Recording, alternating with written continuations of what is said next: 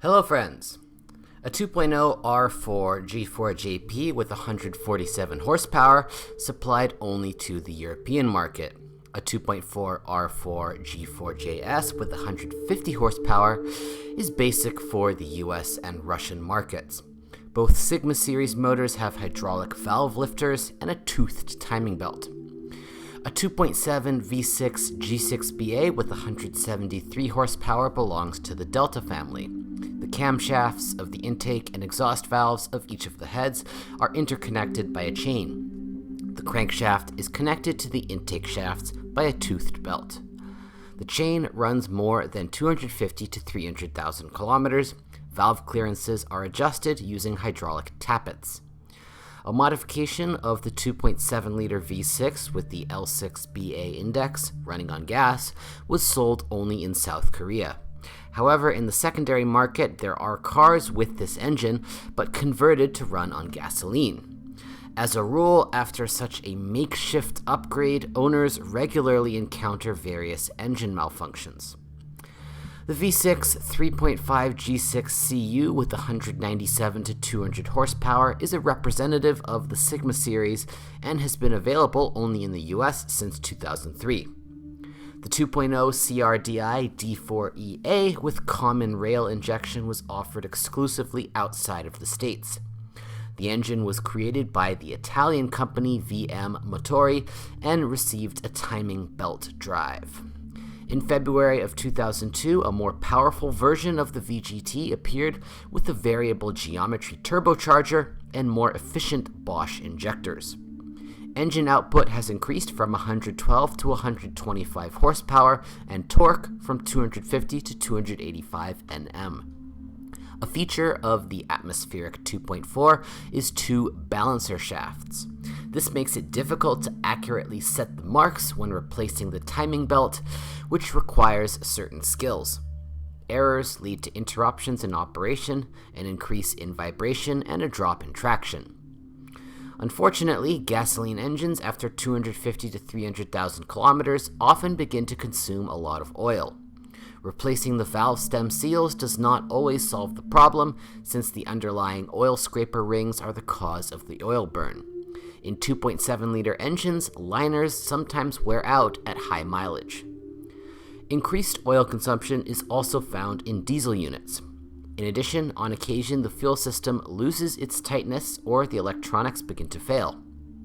Often, engine misfires are caused by a faulty fuel pressure regulator located in the fuel rail. After 100 to 150,000 kilometers, nozzles can fail, and after 150 to 200,000 kilometers, a turbocharger. After 250 to 300,000 kilometers, it may be necessary to replace the injection pump. The 2-liter gasoline aspirated was equipped exclusively with a 5-speed manual. The 2.4-liter unit and 2.0 CRDI were mated to either a 4-speed automatic or a 5-speed manual. The 2.7-liter V6 was only available with a 4-band automatic, and the 3.5-liter only with the 5-band. The clutch of manual transmissions has a short service life, especially in diesel versions. It can wear out after 50 to 100,000 kilometers.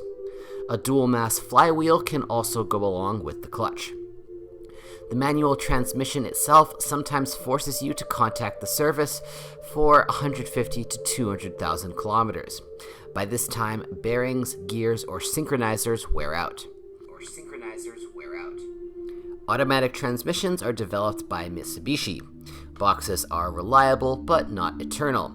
The first episodes with repairs are observed after 250 to 300,000 kilometers. Versions with petrol 2.5 and 2.7 LBA, designed to run on gas, were exclusively front-wheel drive. The base versions of the Santa Fe with 2.4 as well as with a 2-liter turbo diesel could also be front-wheel drive. The remaining modifications had permanent all-wheel drive. The transmission was developed by Austrian specialists from Steyr Daimler Puch. It is based on a sensor differential with a viscous clutch. Under normal conditions, the clutch distributes the moment between the axles in a ratio of 60 to 40 in favor of the front wheels.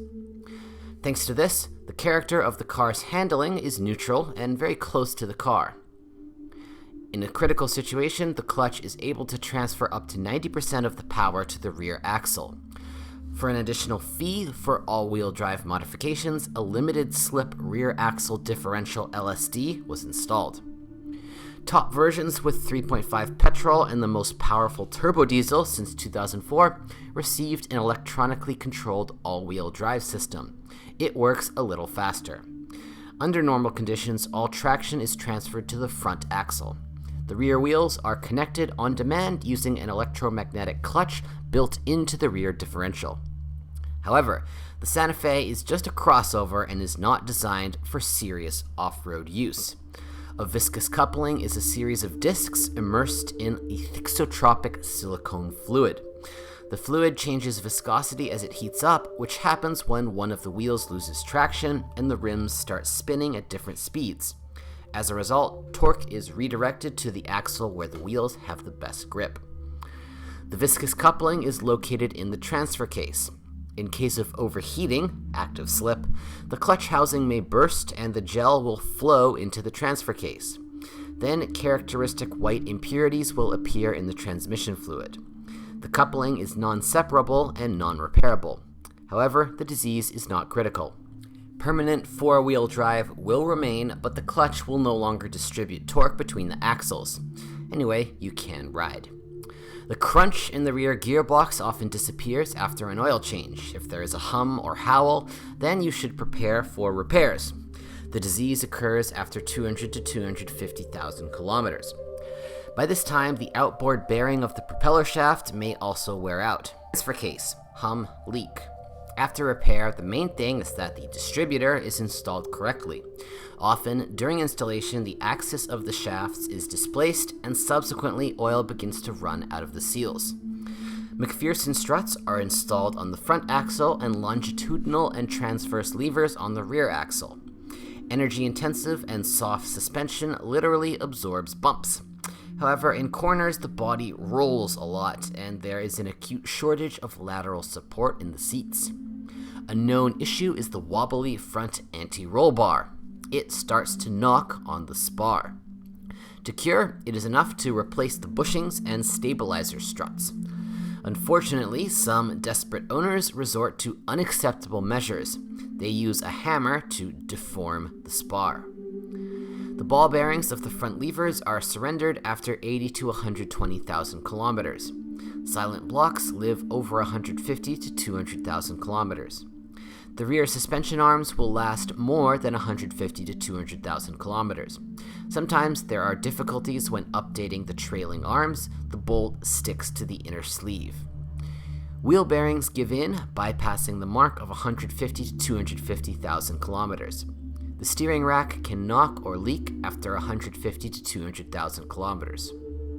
Although the body iron of the first Santa Fe is not prone to corrosion, it is better to pay attention to the rear wheel arches and fenders during inspection.